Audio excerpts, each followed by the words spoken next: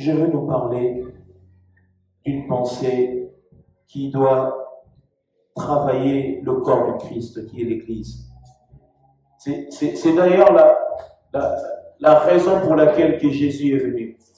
Est-ce que vous y êtes ou pas? La Bible dit, il est venu chez le sien. Mais le sien l'ont abandonné. Mais à tous ceux qui l'ont reçu, il leur a donné le pouvoir. Et quelque part dans la Bible nous dit que à cause de cet amour qu'il a aimé, qu'il s'est donné lui-même en offrande. Mais il s'est donné en offrande pourquoi? C'est la raison pour laquelle Christ s'est donné vraiment pourquoi? Jésus-Christ s'est donné pourquoi? Est-ce que pour la terre, pour les forêts, pourquoi? Pour les âmes. C'est pour les âmes que le Seigneur s'est donné. Il est venu pour racheter les âmes. Dieu n'est pas venu pour les richesses de ce monde, pour l'argent, pour ce qui est périssable. Il est venu pour les âmes. C'est la raison pour laquelle le Seigneur est venu. C'est pour les âmes.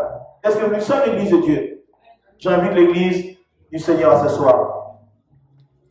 Si nous regardons une pensée dans la Bible, je prêchais ça récemment. Luc chapitre 16. Est-ce que vous y êtes ou pas? Je ne vais pas prendre le texte. Je l'ai en face même, mais je ne vais pas le prendre pour le lire. Luc chapitre 16 au verset 19. Si nous n'allons pas lire la pensée, vous connaissez. Écoutez, la Bible nous dit, il y avait quoi? Il y avait deux âmes. Parce qu'en réalité, dans l'homme, c'est l'esprit, mais l'esprit, c'est d'abord une âme. Je suis quoi? Je suis... Comment? Qui est-ce qui peut me le formuler vraiment? Je suis un corps, je suis un âme dans un corps conduit par le Saint-Esprit. On peut l'amener ainsi. Ça veut dire quoi? D'abord, en réalité, c'est l'esprit, mais je suis un être qui est doté de quoi? D'un esprit et d'une âme. Et mais la Bible dit que la réalité en moi, c'est l'esprit. Mais je veux vous dire une chose, l'esprit, lorsque nous mourrons, l'esprit ne peut pas, le Saint-Esprit en nous ne peut pas être emprisonné.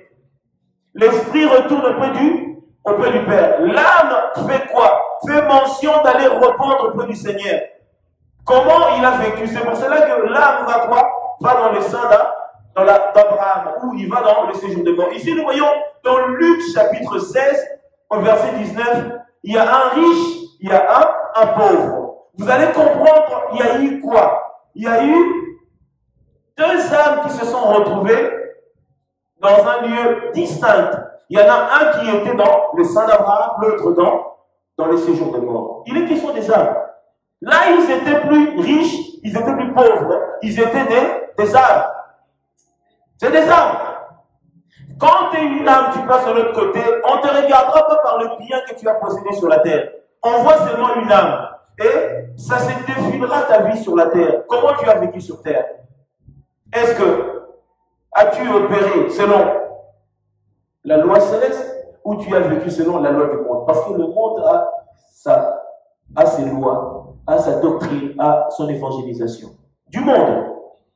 Christ est venu, il a dit, je suis venu pour que mon brebis ait la vie, mais qu'elle est en abondance. Nous voyons clairement que Jean chapitre 10, le verset 10 nous dit que le voleur, il vient quoi? Il vient pour quoi? Voler, égorger et détruire. Et il dit, même moi cependant, je suis venu pour que une âme que j'aurais gagnée ait la vie en abondance. Une vie abondante n'est pas forcément une vie terrestre. Une vie abondante commence sur la terre et c'est la finalité qui compte. C'est pour cela que je dirais, où se retrouvera ton âme le jour de ta mort? Peuple de Dieu, où se retrouvera ton âme le jour de ta mort? C'est la question que chacun de nous devrait se poser. Nous devrions nous poser cette question-là. Lorsque je meurs, mon âme se retrouvera où? Parce que Christ est venu pour les âmes. Le Seigneur est venu, regardez toute la prédication dans le livre canon de ce qui a été depuis Actes des Apôtres chapitre 2, lorsque le Saint-Esprit a commencé son œuvre, il était une question des âmes. Il était une question de quoi? De âmes. Et le royaume des cieux sur la terre, c'est comme si il y a un défi entre Dieu et son serviteur qui est Satan, c'est son serviteur. C'est comme si on va gagner des âmes. On gagne les âmes comment? On ne se révélera pas aux hommes d'une manière quelconque, mais on sera dans ces côtés dont on se cachera. On se cachera, mais on se révélera à eux par quoi? En esprit. Ça veut dire quoi? Ça veut dire Dieu n'apparaît pas comme ça pour pouvoir prêcher à quelqu'un. Le Saint-Esprit fait l'œuvre. Le diable n'est pas un être qui a la matière, c'est un esprit. Ça veut dire quoi? On va toucher les âmes avec le côté esprit. Celui qui en gagnera ou celui qui va en perdre. Dieu, dans sa magnificence, il veut maintenant sauver les âmes. Satan veut quoi? Veut le perdre, le ramener dans le séjour des morts. C'est pour cela que l'Église a pour mission de ramener les âmes au royaume des cieux. Dieu, comme Satan lui-même, tout ce que nous avons là, c'est du paraître en fait. Ce qui compte, c'est une âme.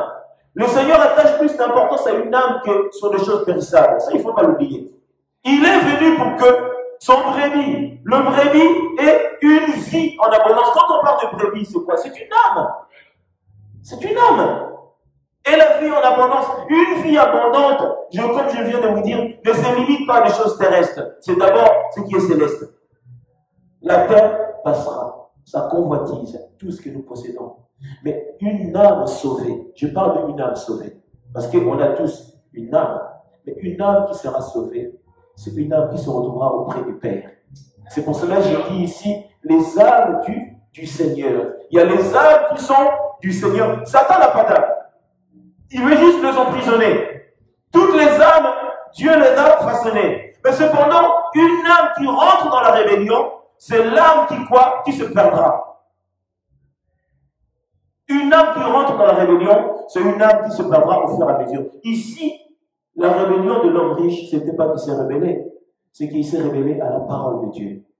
Il s'est rebellé à ce que Dieu a mis en exergue pour que nous puissions obéir. Il ne s'est pas révolté contre Dieu, non. Mais il n'a pas obéi à la parole de Dieu. Celui qui n'obéit pas à la parole de Dieu rentre en jugement devant le Seigneur. Alléluia. Je prends notre texte. Vous connaissez Pierre ou pas? Ça vous parle, Pierre?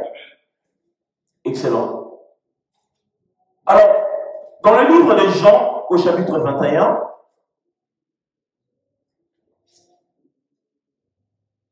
est-ce que nous y sommes, peuple de Dieu?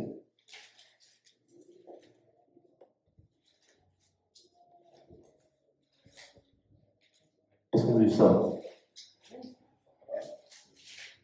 Regardez ce que le Seigneur a eu comme échange avec Pierre. Après qu'il eut mangé, Jésus dit à Simon-Pierre, Simon, fils de Jonas, m'aimes-tu? Alléluia. Comme ça, tu rentres à la maison, tu dis, mes enfants, est-ce que vous m'aimez ou pas? Mais, est-ce que, regardez, tu viens encore, est-ce que vous m'aimez? Mais on t'aime.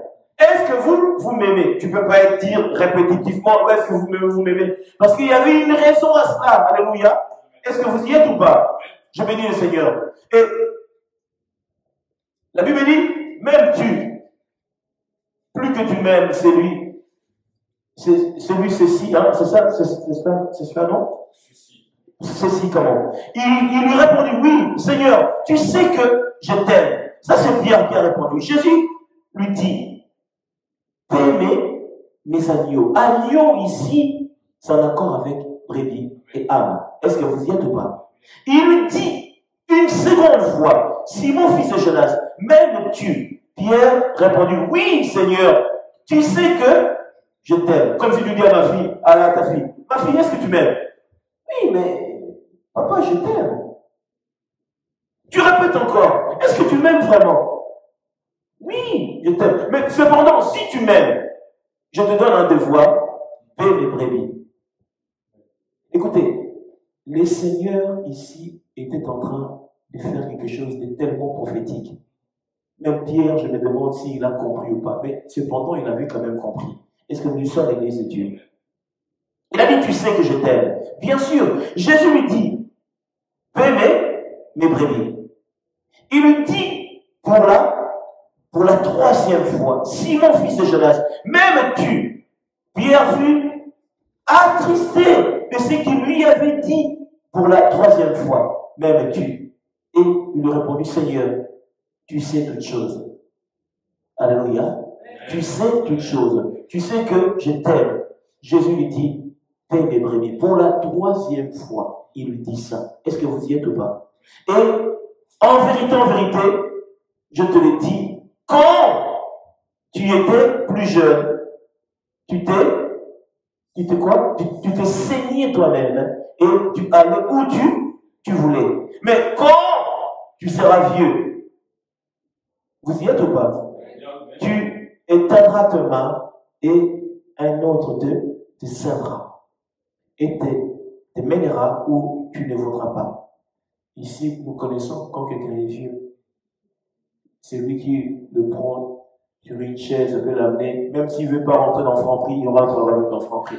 Ça ne l'intéresse pas, Franprix. Il veut peut-être aller au bord de ruisseau pour regarder les canards, mais l'autre, tu lui ramènes dans Franprix parce que l'autre, il fait ce qu'il veut. C'est-à-dire que Dieu dit qu'il arrivera un temps où on commencera à te conduire sans qu'il y ait une volonté de soi. Mais quelqu'un viendra à te diriger selon ses désirs. Mais quand tu es à l'âge, fais ce que le Seigneur attend de toi. Accomplis le dessein de Dieu. Une fois vieux, on ne peut plus faire. On est dépendant de certaines personnes. C'est pour cela que personne t'empêche dans la fleur de l'âge à servir le Seigneur. Parce qu'il arrivera un temps où nous serons tous fatigués. Tu as le Saint-Esprit, tu as la puissance, mais ton corps t'est trahi. Ton corps t'est trahi. Reste fait, j'ai mal au côte. Tu deviens vieux. Ce n'est pas personnes qui seront assis, ils commenceront à enseigner assis. Mais cependant, tu étais jeune, tu prêchais debout, tu étais à fleur de l'âge et tout. C'est pour cela que la Bible dit même il y a un temps pour tout, il y a un temps pour toutes choses. Quand il y a un temps qui arrive pour servir le Seigneur, il faut le faire avec, comme on dit, force et avec ténacité. Est-ce que vous dites ça ou pas? Et il dit cela pour indiquer par quelle mort Pierre glorifierait Dieu. Pierre aussi était comment? Il était crucifié, comme le Seigneur. Mais cependant, il a demandé que sa crucifixion soit la tête vers le bas. Il a glorifié le Seigneur. Tous les disciples, ils ont eu des morts dramatiques.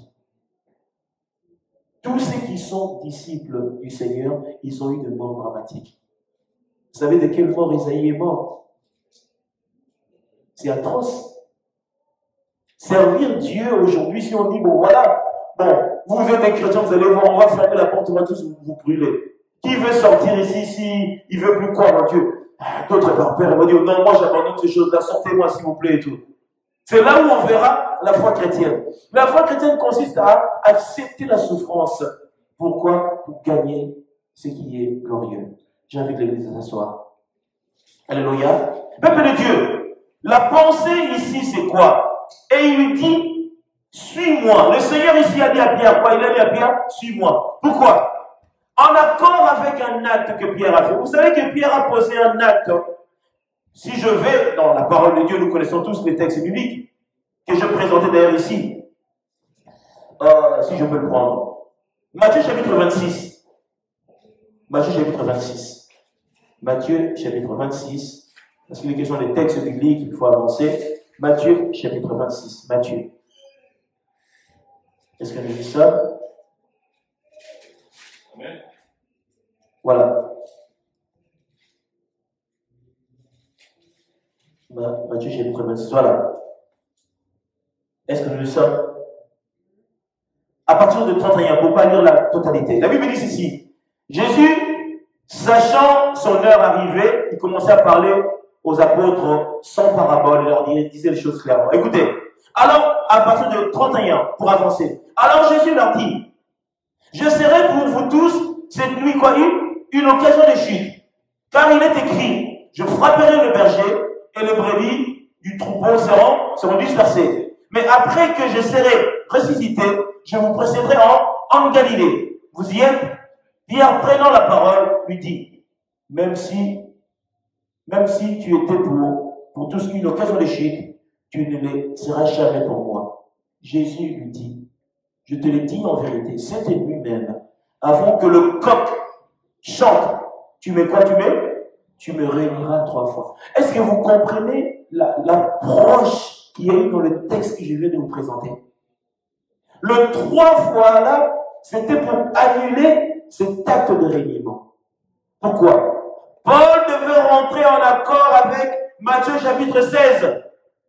Vous y êtes ou pas? Parce que Pierre, en lui-même, il était quoi? Il était une institution céleste, ce qu'on appelle l'Église.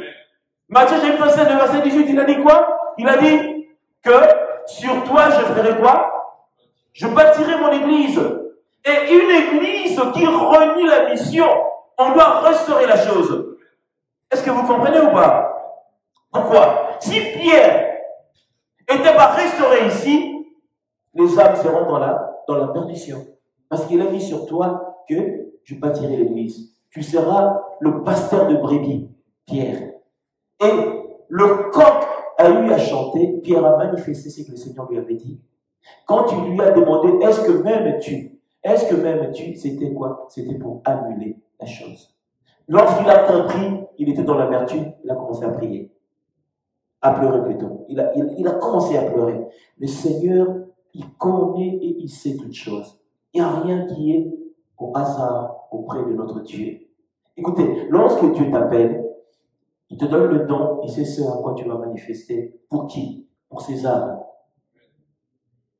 Le Seigneur sait que les âmes dans ton environnement, il faut que tu aies ces dons-là pour les ramener vers le salut. L'Église est une question des âmes. Ceux qui viennent à l'Église, c'est pour être sauvés, pour recevoir l'humanité, plutôt l'éternité. Nous sommes des humains, nous vivons sur la terre. Nous sommes venus en pèlerinage, nous sommes venus comme des voyageurs. Là, on est en voyage, là.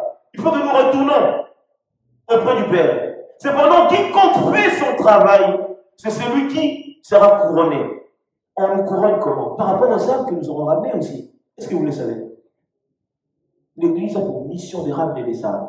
L'Église n'a pas été établie pour être une Église représentative de ornements. Oh, c'est une belle Église. Oui, c'est une belle Église. Mais où sont les âmes? Hein? Où sont les âmes? Les âmes sauvées d'une manière véritable. Pas les âmes gagnées.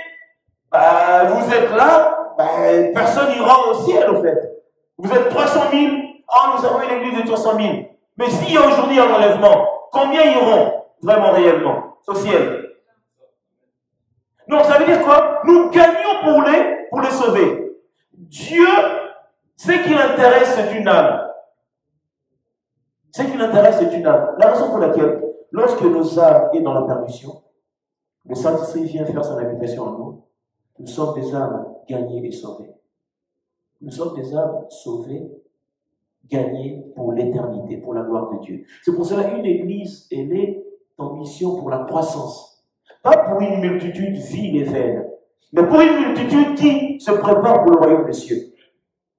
Vous allez voir dans les églises, on est beaucoup, mais les gens ne sont pas convertis. Il n'y a pas la conversion vraiment véritable. Savoir prêcher, ça ne fait pas de toi un chrétien exceptionnel. Ça ne veut rien dire. Tu peux connaître la Bible, mais tu te retrouves en enfer. Tu peux savoir prêcher, mais tu te retrouves en enfer. Ce qui est favorable pour nous, c'est qu'une âme que le Saint-Esprit a préservée pour le jour du Seigneur. C'est ça le plus important. Recevoir des visions de tout ça, là, c'est que nous recevons. C'est bien. Ce sont des dons, cela. Ne sont pas des dons, tout ça. Ce sont des dons. Le Seigneur ne se répand pas de ces dons. Ce qu'il a donné, c'est bien. Mais cependant, ce qui veut que la finalité de ton âme, où est-ce que se trouvera ton âme en accord avec la parole de Dieu? Lazare et le riche, leurs âmes se retrouvent devant le Seigneur. Le Seigneur regarde comment cette fille a été sur la terre. Elle était une vie pour la gloire du Seigneur, ou elle était une vie pour la gloire des ténèbres ou le monde de ténèbres. Dieu dans sa majesté, Dieu dans sa grâce, dans sa faveur, veut que chacun de nous marche. Non pour faire plaisir, non pour faire plaisir, mais pour faire plaisir à celui qui est dans le ciel, le Dieu Tout-Puissant. Vous allez remarquer le temps que nous vivons.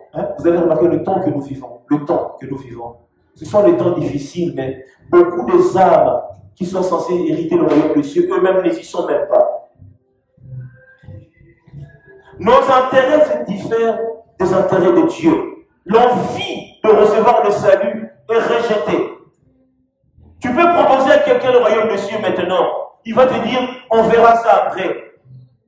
Oh mais ça, non, on verra. Mais le monde nous absorbe. Nous voulons tellement le monde. Mais pour y recevoir quoi?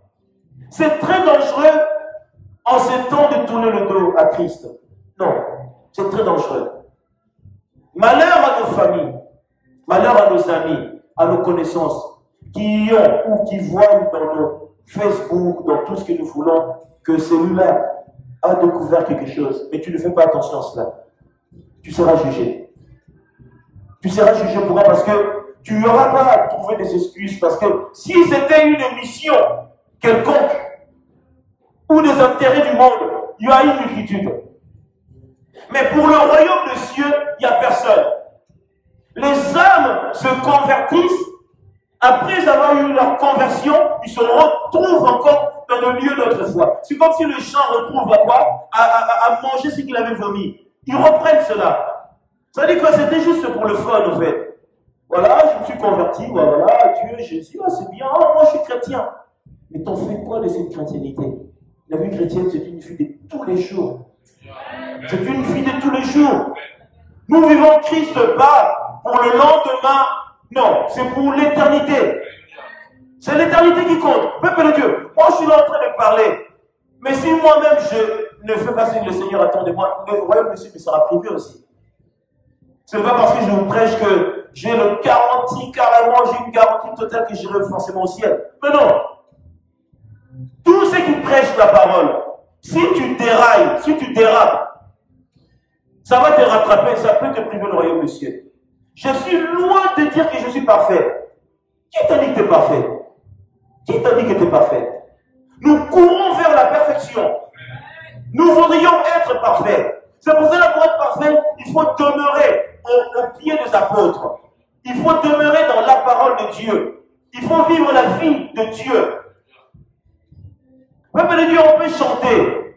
Il y en a ceux du monde, ils se réjouissent aussi dans la musique du monde. C'est agréable. Mais cependant, est-ce que ton cœur est dans la conversion totale? C'est les âmes que le Seigneur veut sauver. Oui, nous avons besoin qu'il y ait des âmes pour que nous promulguons la parole de Dieu. La parole de Dieu véritable. Mais qui s'intéresse à cela?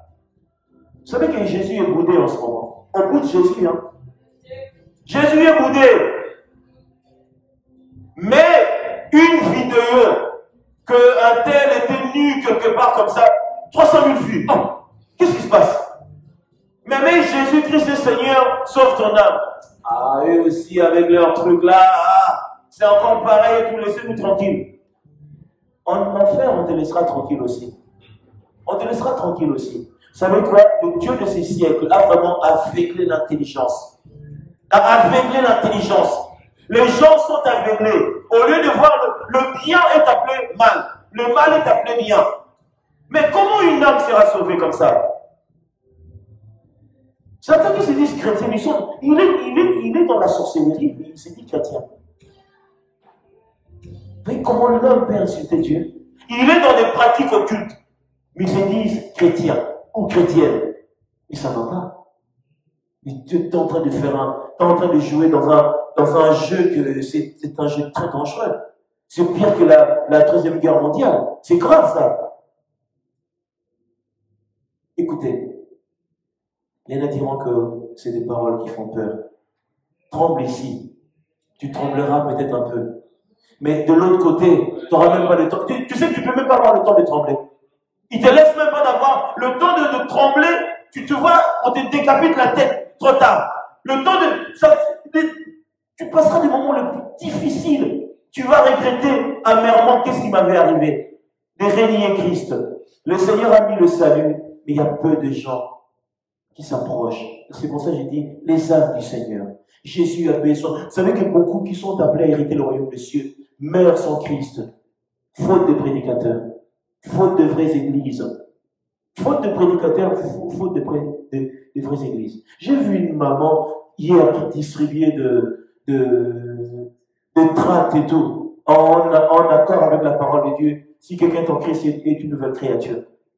Je voyais des gens ils avaient leur temps. J'étais là au moment où j'ai regardé, j'ai dit Seigneur, les places seront vides au ciel. Les places seront vides au ciel, je vous dis. Ce n'est pas que Christ l'aura voulu, parce que les gens, ils auront endurci leur cœur pour le royaume des cieux. Il a dit, il y a plusieurs demeures dans la maison de mon Père. Chacun a une place. Écoutez, tout le monde a une place aujourd'hui. À l'heure actuelle, tout le monde. Ça dépend seulement de quoi? De la conversion. Est-ce que vous y êtes ou pas? Tout le monde a sa place. Ça dépend si tu veux te convertir ou pas. C'est pour ça, ceux qui se sont convertis, soignez votre communion. Gardez le Christ. Peuple de Dieu, que les choses du monde, s'il y a question d'humilité, sois humble. S'il y a question de pardon. S'il y a question de paix, mais seulement que ton Père soit dans la joie. Je vous dis la vérité. C'est quoi aujourd'hui? Quelqu'un qui veut être grand, laisse-le dans la grandeur. Il te voit, t'es petit. C'est pas grave, gloire à Dieu. C'est lui qui est grand ici, au ciel, il n'est pas grand. Jamais. Accepte même l'humiliation. Parce que lorsque tu seras en train tu prendras Abraham, vous serez en train de tanguer comme ça au ciel et tout, lui il sera en train de dire, mais qu'est-ce que, mais, aïe, arrête, mais s'il te, il n'y a pas de s'il te plaît là-bas. Il n'y a pas de s'il te plaît. Dieu veut sauver les âmes. Les âmes, je demanderai où sont les âmes du Seigneur alors? Les âmes du Seigneur sont où? Hein? Vous vous en voyez ou pas? Peuple de Dieu, nous nous sommes donné une foule d'églises. Mais il y a ces églises qui sont là pour ne pas se soucier des âmes. Prenons ce souci des âmes comme l'église primitive l'avait autrefois, comme Paul avait autrefois, les soucis des âmes. Regardez Actes des Apôtres. La conversion qui s'est passée lorsque notre patriarche, l'apôtre Pierre, a prêché. J'inviterai le diacre Jean-Pierre, please, comment? Actes des Apôtres, chapitre 2, le verset 41. Actes des Apôtres. Regardez. La parole de Dieu n'est pas donnée pour qu'elle soit inerte, qu'elle passe inaperçue. La parole est donnée pour qu'après avoir eu à l'écouter, qu'il y ait des choses qui se manifestent. Diacre, nous ne prenons pas la totalité, prenons juste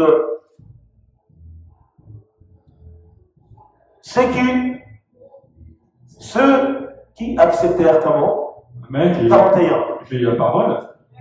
Ceux qui acceptèrent sa parole. Ils acceptèrent la parole, la bonne nouvelle, la parole qui sauve. Il faut l'accepter.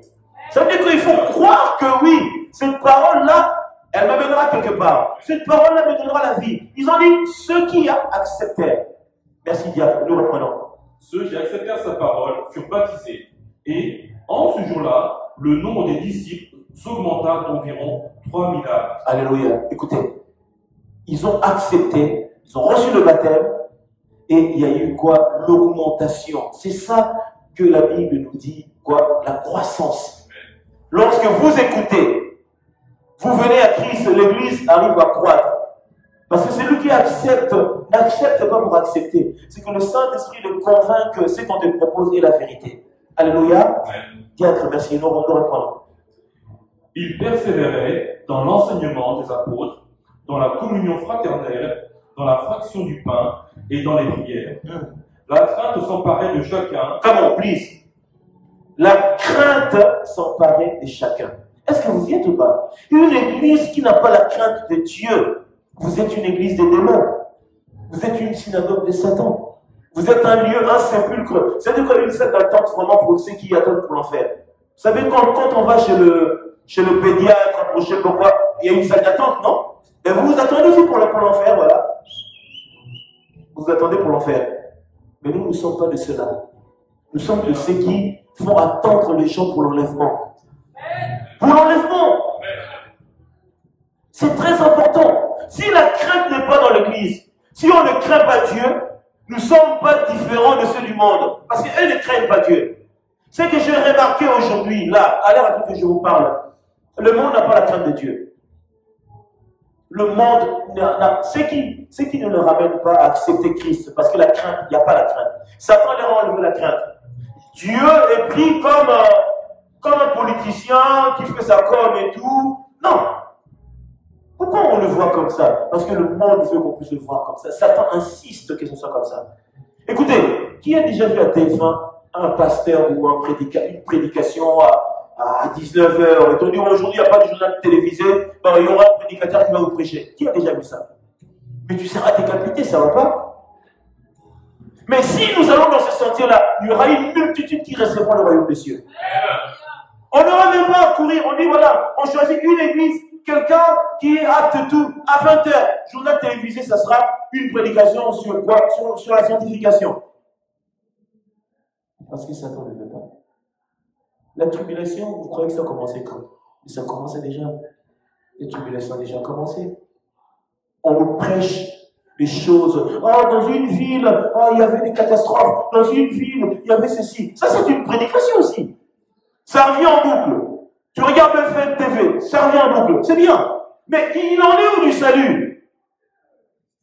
C'est comme si les bonnes nouvelles sont de mauvaises nouvelles dans notre temps maintenant. Mais ça ne va pas. Ça, ce sont l'enseignement des ténèbres. C'est une doctrine luciférienne. C'est à nous de faire attention. Il y a tellement de choses à dire. Mais que Dieu fasse grâce. Diacre, merci. Amen. Nous reprenons. Et il se faisait beaucoup de prodiges et de miracles par les apôtres. Là où il y a Christ, là où il y a la crainte, déjà crainte, miracle. Lorsqu'il y a la crainte du peuple de Dieu, quelqu'un rentre à l'église seulement, un aveugle commence à voir. Quelqu'un rentre à l'église, il venait avec ses cannes et tout. Oh, je marche, qu'est-ce qui se passe? Oh, je vois, non, gloire à Dieu. Vous n'avez pas besoin d'un pasteur devant qui fait office dedans. Le lieu est déjà un lieu saturé de miracles. Le Saint-Esprit opère, comme à la piscine de Bethesda. Il opère déjà. Ça veut dire que tu rentres dans le lieu, il y a des chantres qui sont en train de chanter, des louanges à la gloire de Dieu, et le miracle s'opère. Ça, c'est l'église de Dieu. C'est ça, c'est l'église. Ce n'est pas aussi un homme de Dieu là. Dès que lui arrive, le miracle commence. Ça, c'est une fausse enseignement. Ce sont des enseignements qui sont fausses. Ce n'est pas l'homme de Dieu. C'est comme si certains, il n'était pas là. Vous avez transpiré, vous avez chanté, alléluia. Lui, il vient comme un prince et tout. Bon, dès que lui vient, les miracles commencent. Non, ça, c'est se moquer de Dieu. Qu'il soit là ou pas, Dieu œuvre déjà. Dieu œuvre. C'est ça l'église. L'église est un lieu, celui qui a de péché, dès qu'il rentre à la porte, il commence à confesser ses péchés. Moi hier, j'étais avec la frère de quelqu'un. Jésus, pardonne-moi. C'est ça l'église. Tu n'as pas à lui prêcher la sanctification, mais il a rencontré la sanctification à la porte. Il a changé. Tout ce qu'il trouve d'être désagréable, il commence à arracher ses vêtements et tout. Pourquoi? Parce que le Saint-Esprit lui parle que pas comme ça, je ne veux pas comme ça. C'est ça l'église. Mais où est cette église? Peuple de Dieu, si Dieu ne manifeste pas sa puissance dans sa grandeur pour les saluts des âmes, dans notre ère, beaucoup n'hériteront pas le ciel. Je vous dis la vérité. Il faut que nous rentrons dans cette crainte-là où que quelqu'un, lorsqu'il rentre comme ça, il se sent désabusé. Il sent que sa vie n'est pas digne d'être devant le Seigneur. Par là, mais il faut que le Saint-Esprit soit saturé, qu'il ait la place totale. Aujourd'hui, les églises, c'est devenu des cultes de personnalité, des parents de peuple. Comment les Saint-Esprit se sentir à l'aise dans un lieu comme ça? C'est que pour la personne, c'est que lui. Mais non! Vous n'avez même pas la crainte de Dieu. Là, et vous, et le pasteur et le peuple, vous ne craignez pas Dieu. La personnalité la plus élevée dans une église, c'est Jésus-Christ. C'est lui. L'honneur, la gloire est à lui. Vous êtes tous là, les serviteurs. Déjà, c'est lui qui est devant et votre serviteur. C'est ça l'église. C'est la vision de cette église-là. Moi, je vois l'église de la fin des temps. Une église où le Saint-Esprit lui-même a fait selon son bon vouloir. Il œuvre selon sa magnificence. Moïse obéissait seulement ce que Dieu lui disait. Les gens n'obéissaient pas à Moïse parce que Moïse a décidé. Non. Il recevait de Dieu et pour communiquer au peuple. Est-ce que vous avez la lecture ou pas? Il était conduit par le Saint-Esprit, le Dieu des esprits de vie, lui communiquer la pensée pour amener les choses, pour que les âmes puissent marcher selon la louange et la gloire du Père. Diacre, le reprenons. Tous ceux qui croyaient étaient dans le même lieu, et ils avaient tous en commun. Ils vendaient leurs propriétés et leurs biens, et ils en partageaient le produit entre tous, selon les besoins de chacun. Alléluia, please. Une âme qui a reçu la vie sauve, véritablement, il se désintéresse au monde. C'est pour cela, malheur à ceux qui ont fait de leur bien leur héritage céleste. C'est toute une erreur. Et ici, l'Église avait des moyens. Je parle de moyens, il y a une multitude qui avait des moyens colossaux. Ça veut dire qu'ils avaient vraiment des moyens. Ils venaient avec le... C'est pas qu'ils sont privés eux-mêmes, mais ils prenaient vraiment et le superflu de ce qu'ils avaient, ils amenaient ça pour ceux qui sont dans le besoin. Ah, cette dame-là, elle a des difficultés. Bon, voilà, prenons, faisons ceci. C'est ça l'Église, parce qu'ils avaient tellement l'amour du prochain. Le Saint-Esprit était encore vif en ce moment-là.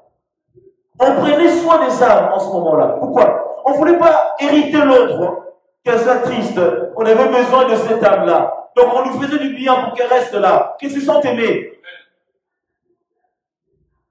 Aujourd'hui, lorsque nous regardons, il n'y a que pour celui qui s'est dit, mais vous d'autres, vous êtes là, avalez la salive, bon voilà, rideau, la fête est finie. Et les autres alors? Et les autres? Christ est venu pour les autres.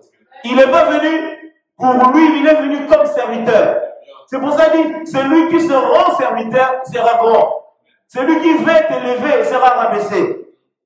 Il faut que tu te vois dans la posture, je suis là pour leur servir. C'est ça l'Église. Nous sommes là pour servir les autres, dans les besoins de ceux qui sont dans le besoin. C'est la raison pour laquelle toi qui as reçu le mandat, lorsque tu vois un paralytique, déclare la parole. Il va marcher. Toi qui as vu un aveugle, déclare. Parce que c'est pour leur joie qu'une âme soit sauvée. Quelqu'un qui était aveugle, qui recouvre la vue, croyez-moi, il te demandera où est votre église. Où est votre église? Je viendrai avec ma famille. C'est pas une conversion, ça. Vous voyez à quoi ça sert le don? Quelqu'un qui était paralytique. Mais s'il marche, qui a pour nous? Ah, d'accord, c'est où? Ah, il m'a dit noter la mort. Le matin, allez-vous tous là, personne, même celui qui est en train de dormir. On lui va dire, viens, là-bas il y a des choses intéressantes qui se passent. Dieu évangélise aussi à sa manière. Ton don est une évangélisation. Est-ce que vous le savez? Ton don que tu as est une évangélisation. Parce que si tu le manifestes, le Seigneur qui est Dieu, il y avait une foule derrière lui. Pourquoi? Parce que la plupart, ils avaient vu des démonstrations de puissance. Ils se sont dit, ben, écoute, il dit à son voisin, bon, je te donne ma maison, cadeau, je vais suivre cet homme. Le Saint-Esprit était dans une puissance telle que les gens n'avaient pas le temps pour les choses du monde. Aujourd'hui, on a le Saint-Esprit, mais nous sommes soucieux de, ah, moi je n'ai pas ceci. C'est bien, mais ça ne t'amènera à rien. Rentre d'abord dans Matthieu chapitre 6, verset 33. Nous savons que nous avons besoin. Après le reste, Dieu te l'accordera. Il te le donnera. Dieu ne peut pas laisser son enfant être malheureux et triste. Il veut d'abord sauver ton âme. Lorsque ton âme sera sauvée, il te donnera tout, par-dessus tout. D'abord sauver ton âme.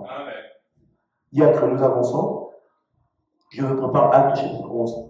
Ils étaient chaque jour tous ensemble, assidus au temple.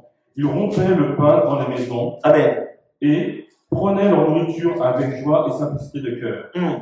Louant Dieu et trouvant grâce auprès de tout le peuple. Et le Seigneur ajoutait chaque jour à l'Église ceux qui étaient sauvés. Alléluia. Ceux qui étaient sauvés. Une âme sauvée, regarde la manière d'approche qu'il a envers ce prochain, envers les autres. Vous êtes une communauté de saints. Là, on pourra dire sacerdoce roi, royal, un peuple élu. Là, ils sont dans l'élection de Dieu. Et je vous dis, à cette époque, ils pensaient que l'enlèvement serait la semaine prochaine. Ils pensaient à cela. Le Saint-Esprit mettait tellement le paquet que, il disait, oh, l'enlèvement. Là, l'enlèvement viendra bientôt. Ah, je dois me sanctifier. Je dois me sanctifier. Quelqu'un qui a le Saint-Esprit, qui a la connaissance de ces choses, vit comme si l'enlèvement, ça sera la semaine prochaine. Je vous dis la vérité. Il est tout le temps prêt ou prêt. Aujourd'hui, nous sommes dans les tantôt plutôt. Demain, on est chrétien. Demain, le monde. Demain, on est en train de tâtonner.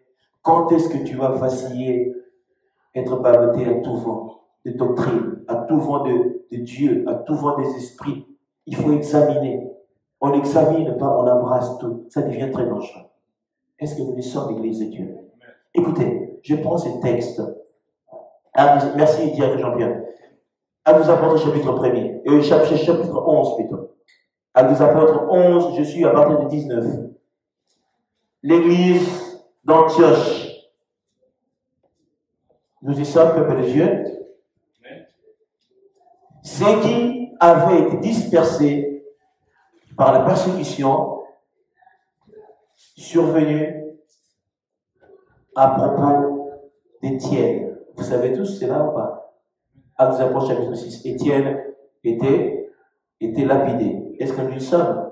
Allèrent jusqu'en Phénicie. Nous y sommes dans l'île de Chypre et à Antioche, annonçant la parole seulement aux Juifs.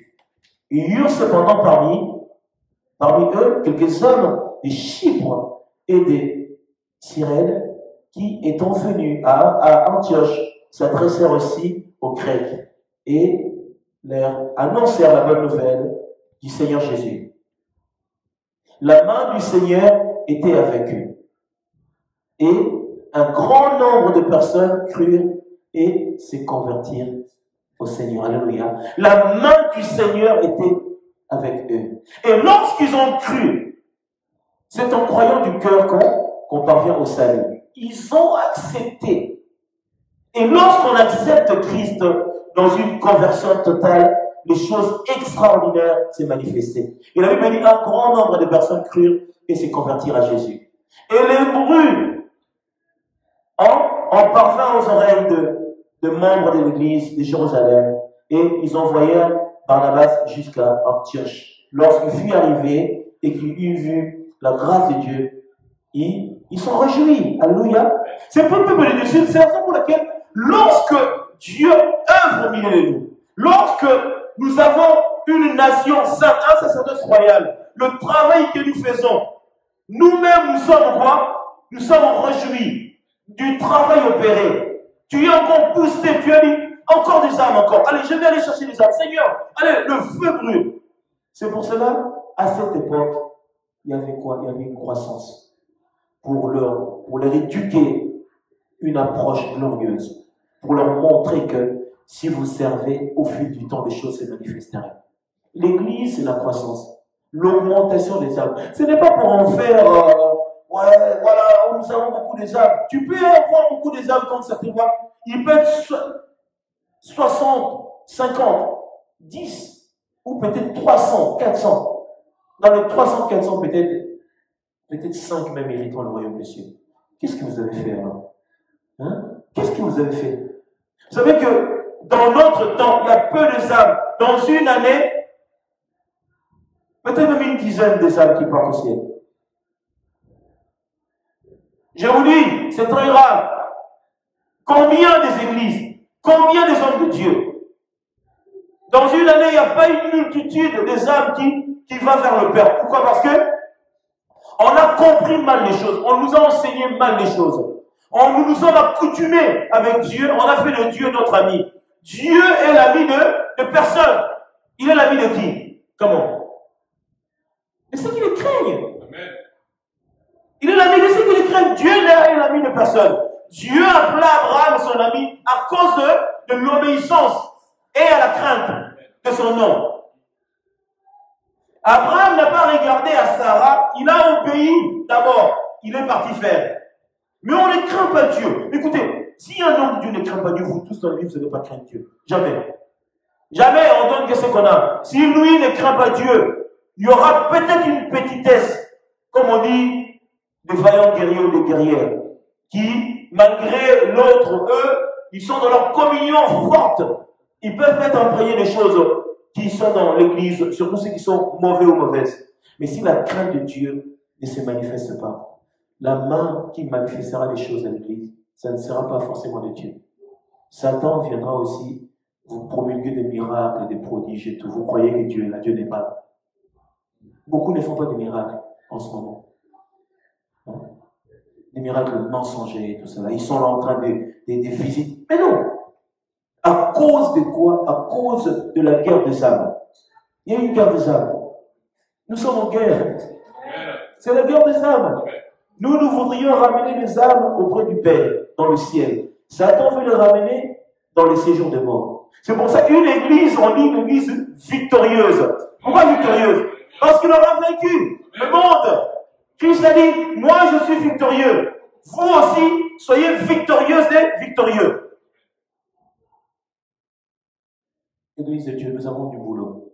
Hein? Nous avons du travail. Nous avons du travail.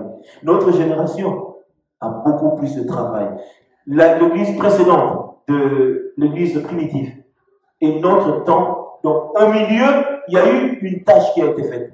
Mais nous sommes l'église de dernier temps. On a encore plus de travail. Parce que eux, ils ont été le précurseur. Nous sommes la finalité. On a plus de travail encore. Ça veut dire quoi? On n'a plus le temps de, moi, non. Tu vas te plaindre plus tard. Œuvre d'abord. Seigneur, moi, œuvre. Œuvre. Parce que le temps est court. Nous n'avons pas beaucoup de temps. Nous n'avons pas beaucoup de temps. Le Seigneur nous a appelés pour une tâche extra. Est-ce que vous n'êtes pas dans la joie de connaître Christ? Hein? Vous n'êtes pas dans la joie? Écoutez, Dieu dit, je t'ai gagné parce que je t'aime. Tous ne le connaissent. Écoutez, tous n'iront pas au ciel. Il ne faut pas se leurrer. Il n'y a pas la place pour tout le monde. Il y en a cependant, ils rateront leur place, bien que leur nom sera inscrit dans le livre de vie, ça sera gommé à cause de leur faute. Mais cependant, pourquoi tous n'iront pas? Parce qu'il y a aussi des enfants de ténèbres et ceux qui sont de Dieu, qui sont des enfants de lumière. Il y a les enfants de lumière et les enfants. Dieu lui-même dit que ceux du monde sont plus avisés que nous, les enfants de lumière. Pourquoi il fait cette distinction? Parce que Dieu reconnaît qu'eux, ils obéissent à leur maître. Ils sont plus avisés parce que Satan... Écoutez, est-ce que vous savez que le monde de Satan interdit à ses serviteurs d'aller dans des bars et tout, d'aller boire et tout? Quand j'ai entendu ça une fois, que quelqu'un disait, il a interdit d'aller dans des endroits comme ça. Mais tu verras une chrétienne dans un rad et tout. Oh Pierrot, serre-moi un demi et tout. Mais ça va pas. Mais tu es chrétien.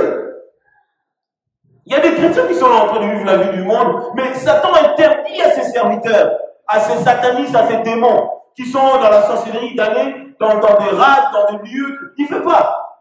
Pourquoi? Il sait les choses qui s'y font là-bas. Il veut que nous puissions aller pour qu'on puisse nous retirer des dons, des âmes et tout, voilà. Mais ces serviteurs, qu'est-ce qu'ils vont là-bas? Ils vont là-bas en mission.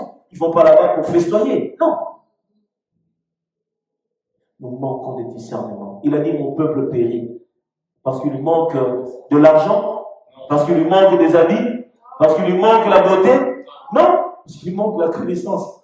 On est par manque de sagesse et de connaissances, nous sommes perdus. Et le diable, comme tu ne sais pas, il commence à te ramener, à te fourvoyer. Plus on se fourvoie, plus on se perd. Celui qui se perd, il y a des fortes chances qu'il sache pas où il va. Son chemin sera complètement perdu. Aidez-moi. Il y a tout. Comment? 22? 23. Voilà. Et lorsqu'ils furent arrivés et qu'ils eurent vu la grâce de Dieu, ils sont réjouis. Voilà. Et il les exhorta tous à rester dans quoi? D'un cœur ferme, attaché au Seigneur. C'est ça une âme du Seigneur. Attaché au Seigneur dans une fermeté. Une foi ferme. Ce qui triomphe de ce monde, c'est notre foi en Christ. C'est ça qui triomphe. Est-ce que vous y êtes ou pas? Car c'était un homme de bien, plein de quoi? Plein d'Esprit Saint. Plein d'Esprit Saint. Ça veut dire que il est tellement rempli de l'Esprit qu'il vit cette vie. Et cette vie est une partie de lui-même. Il ne fait pas abstraction des choses. Et il vit la vie de l'Esprit Saint. Et la Bible dit, et de foi.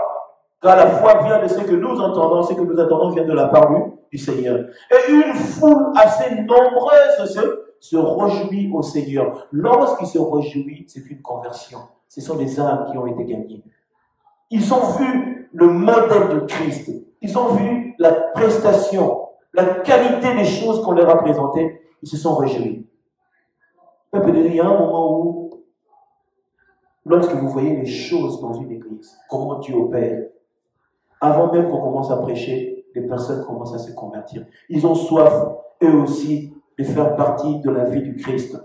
Lorsque Dieu opère, c'est pour ça que je vous dis, dans une église où vous laissez les Saint-Esprit opérer, il y aura des conversions, mais en catastrophe. Il y en a, ils vont vouloir recevoir la vie du Christ, comme on dit en anglais, right now, maintenant, pas demain, je veux. Le Seigneur le saisira. Ça, c'est l'église qui a commencé et c'est l'église qui sera de la fin. Il a dit quoi? Je suis le commencement et je suis la fin. Je suis l'alpha et oméga. Ce qui a été fait dans l'alpha et ça se fera dans oméga.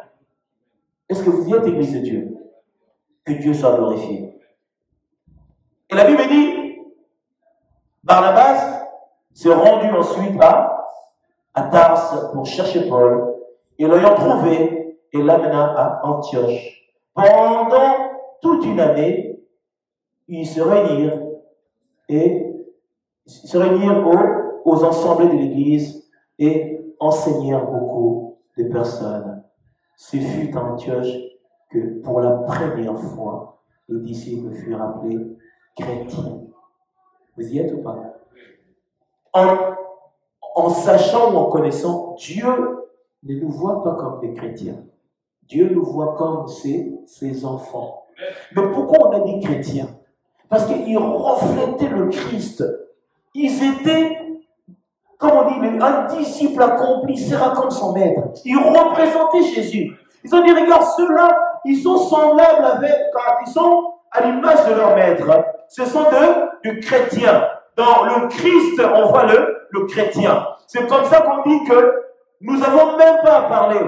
Pierre, il a renié le Seigneur comment?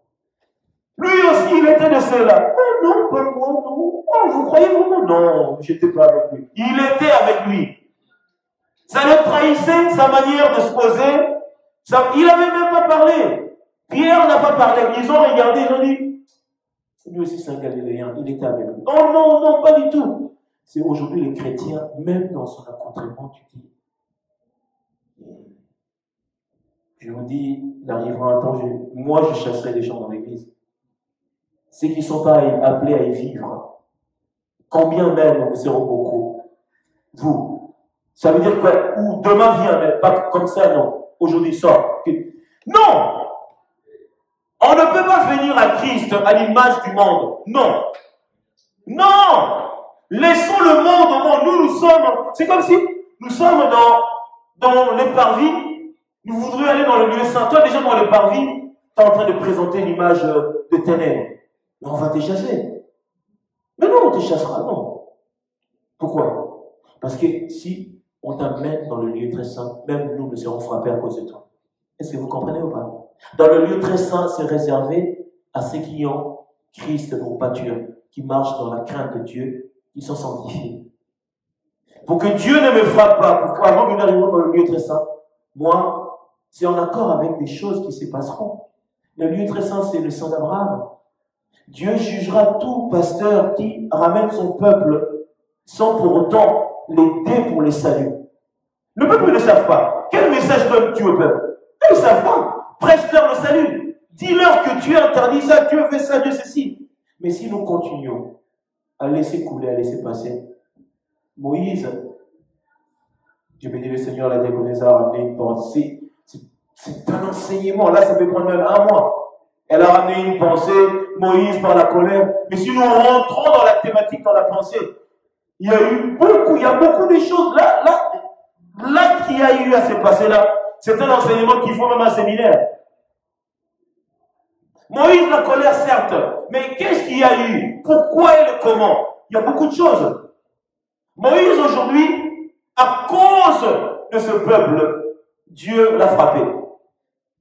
Beaucoup de passeurs aussi, à cause du peuple que tu conduis, le royaume du Sud te sera privé. C'est pas un jeu.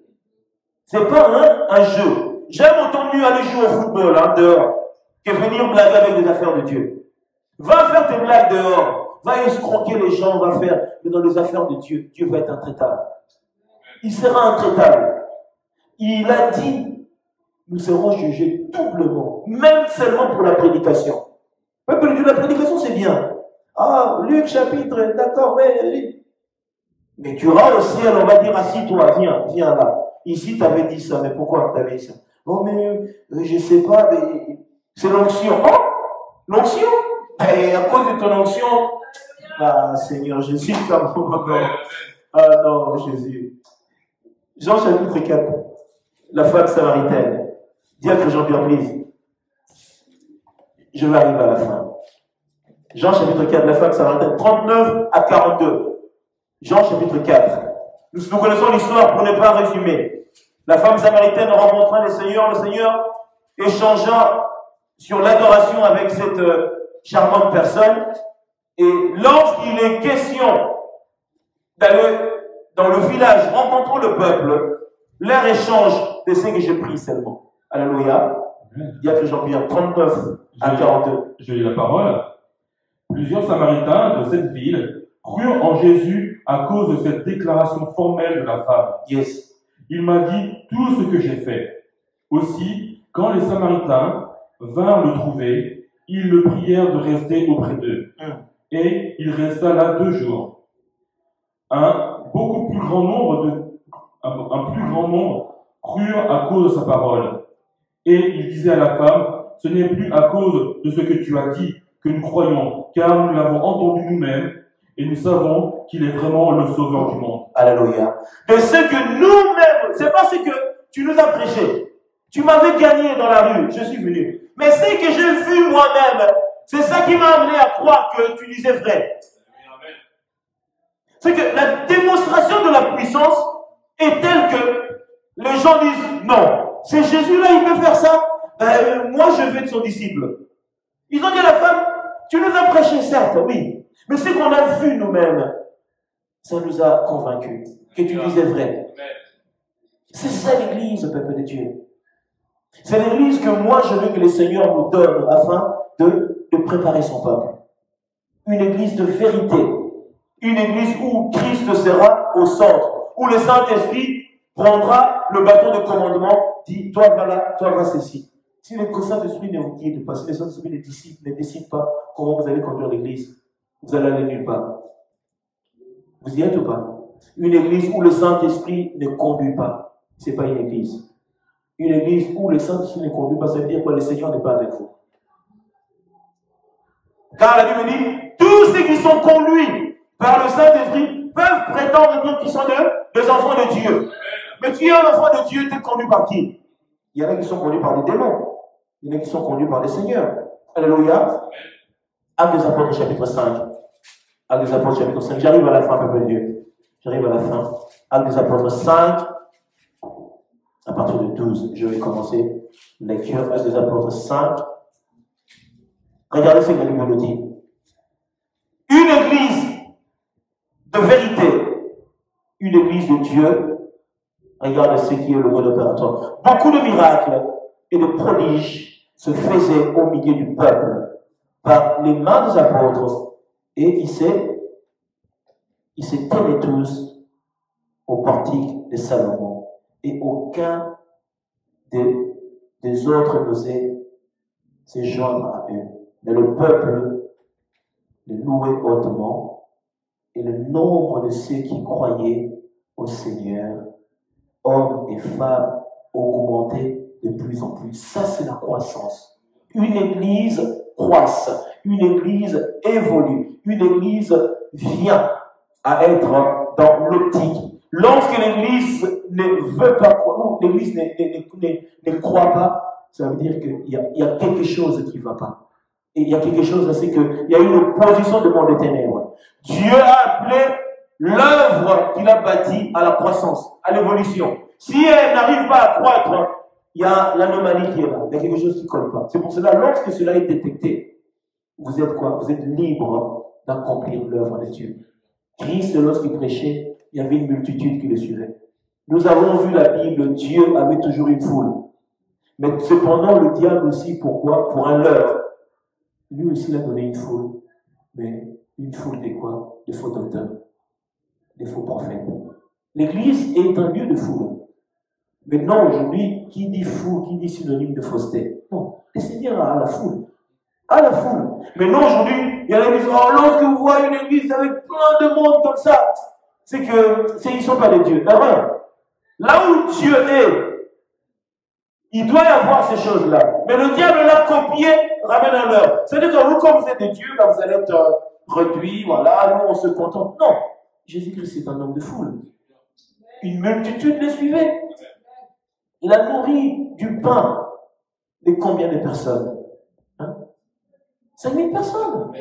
5 000 personnes. C'est ça l'Église.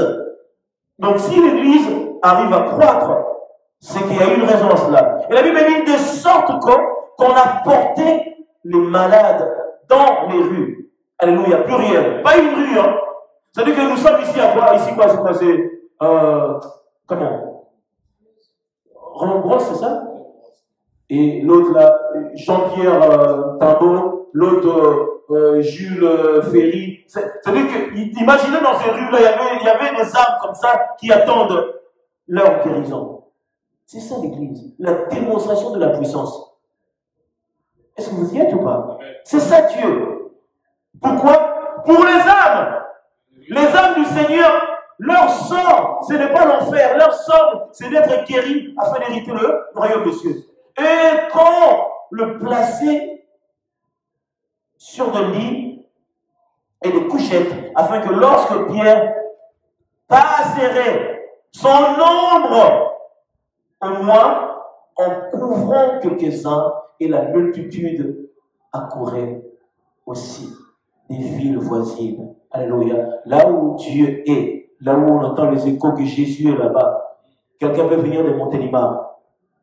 Oh, vous venez d'où? Oh, je viens de Frégis. Je viens de Londres. Ah, c'est vrai? Parce qu'ils ont entendu qu'il y a Jésus qui est là-bas. Beaucoup, ils venaient parce qu'ils entendaient qu'il y a un certain Jésus qui guérit le malade. Ils venaient. Ah, je viens de Rennes. Je viens. Ah oui, de Rennes. Mais vous êtes arrivé. Moi, je suis arrivé ce matin. J'ai roulé toute la nuit. Oh. Ça, c'est Dieu. Ça, c'est Dieu. Et je vous dis, l'Église arrivera un temps où il y a de telles choses qui doivent se manifester. Écoutez, le diable a ramené un leurre en disant que Dieu ne fait pas ces choses. Ce qui est, c'est que Dieu va les manifester. Il frappera un grand coup pour ramener ses âmes dans sa maison afin de les préparer pour l'enlèvement. Il arrivera un temps où l'Église sera tellement sanctifiée que n'importe qui ne rentrera pas à l'Église. Et les fausses églises, les faux serviteurs, ils vont commencer à mourir un à un comme ça. Dieu va les frapper. Parce que lorsque le Seigneur voudra ramener son peuple, il ne laissera pas les faux serviteurs ramener son peuple dans la perdition. Ça n'arrivera pas. Pourquoi? Il faut que les âmes soient sauvées. Aujourd'hui, à l'heure actuelle, je vous dis, il sera très difficile. Si l'enlèvement se faisait aujourd'hui, ça sera très difficile. Je vous dis la vérité. Beaucoup n'hériteront pas le ciel. Beaucoup.